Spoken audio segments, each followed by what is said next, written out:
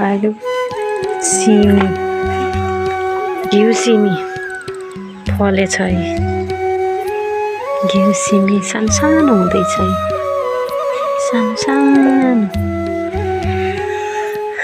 अनि त्यसपछि प्याज 4 बोटा 3 बोटा प्याज अनि लसुन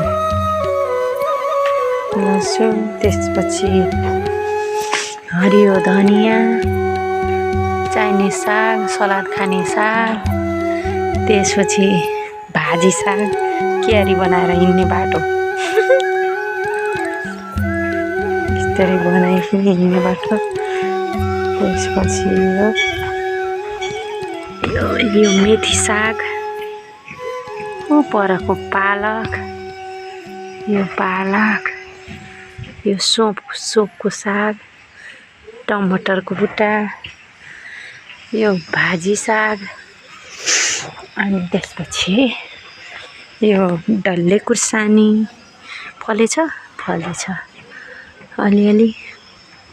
यो चाहिँ लामो खुर्सानी फलेछ यो पनि। अनि यो पनि डल्ले खुर्सानी, यो पनि डल्ले खुर्सानी। अनि मर्या स्याल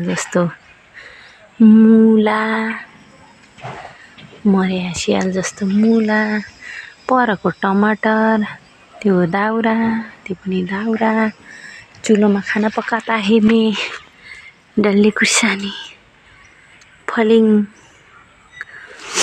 मैले भर्खरै मुला लगाएको, टुसा पलाहा।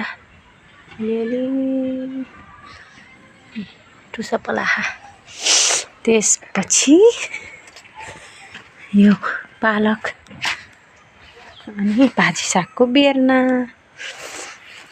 त्यस पहिला रोपेको यो